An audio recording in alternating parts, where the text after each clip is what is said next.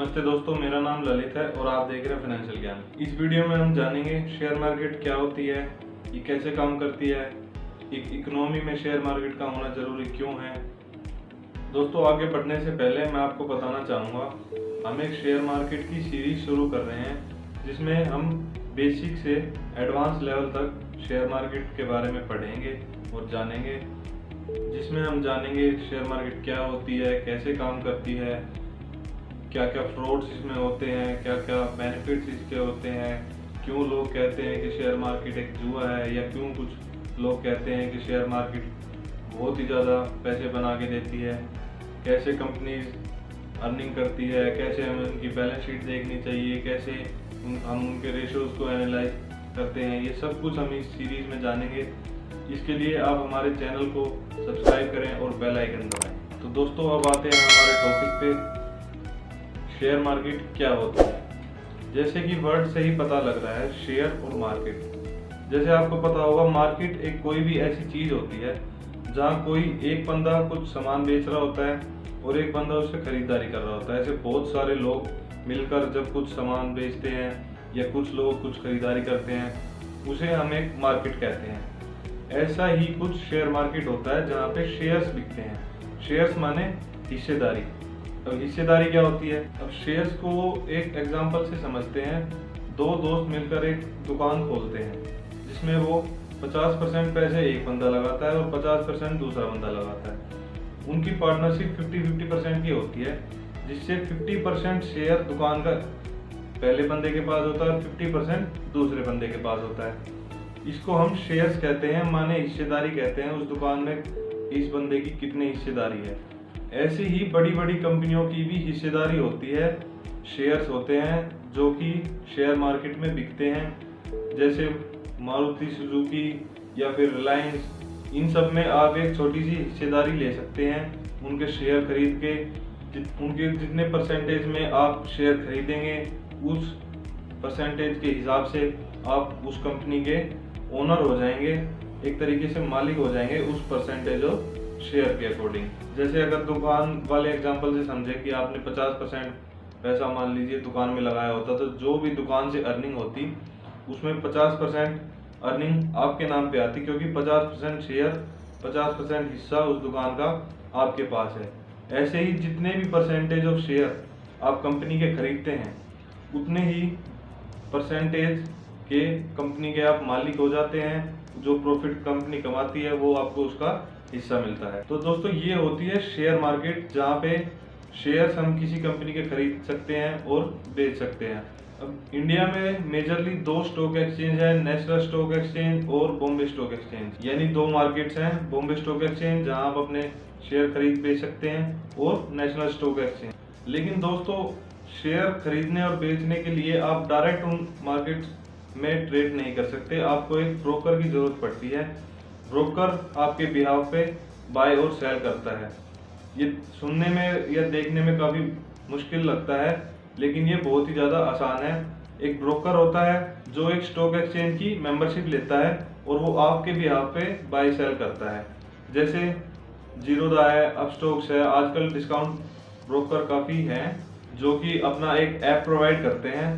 जैसे कि जितना आसान पैसे ट्रांसफ़र करना है, जैसे मान लीजिए आपके पास एक पेटीएम है, पेटीएम अकाउंट, उससे आप जो है अपना, उससे जैसे आप पेमेंट या रिसीव का बटन दबाकर जितनी जल्दी पैसे भेज और या रिसीव कर सकते हैं। ऐसे ही ब्रोकर्स आपको एक ऐप प्रोवाइड करते हैं जिससे आप शेयर्स बाय और सेल कर सकते हैं। पहले शेयर्स फिजिकल फॉर्म में हुआ करते थे, लेकिन जैसे जैसे टेक्नोलॉजी बढ़ी, सब कुछ डिजिटलाइज हो गया और आज की डेट में ये बहुत ही ज़्यादा सिंपल प्रोसेस है और आप एक ऐप के जरिए सिर्फ सिंपली शेयर्स बाय और सेल कर सकते हैं। दोस्तों, ये तो हो गया शेयर मार्केट और ये कैसे काम करती है, कैसे आप शेयर्स कंपनी के बाय सेल कर सकते हैं।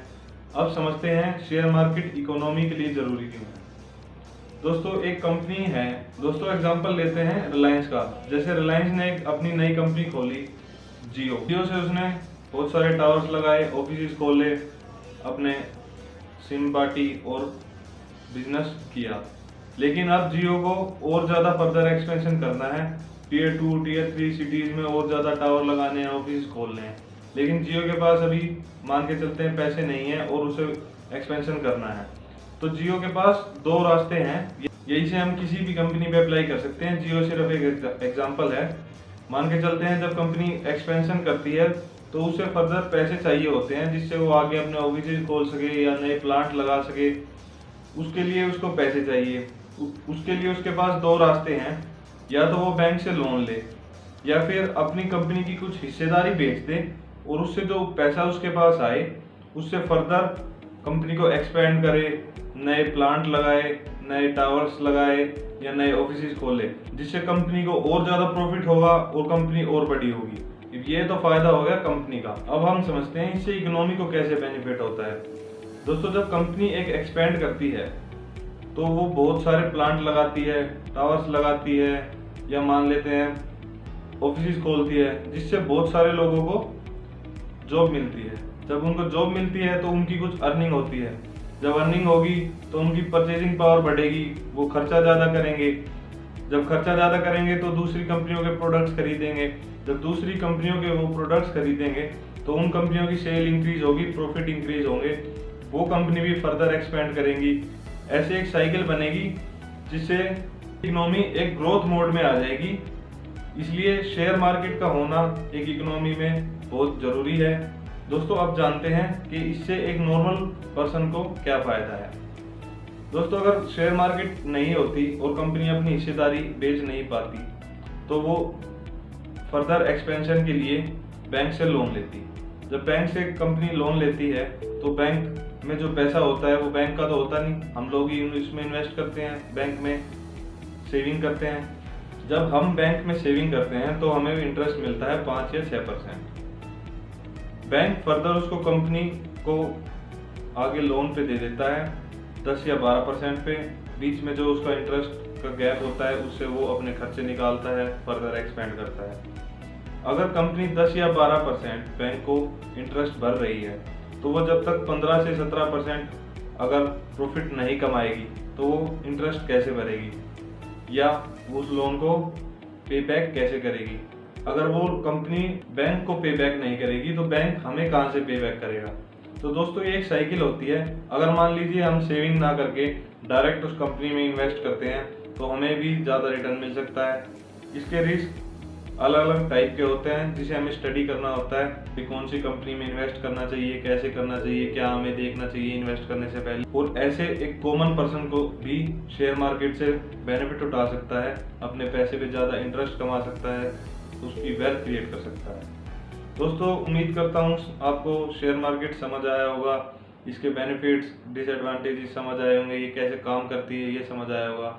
अगली वीडियोज़ में हम और बेसिक टॉपिक्स को जानेंगे, बाकी डीप कंसेप्ट्स को भी समझेंगे। तब तक बने रहें। Thank you so much.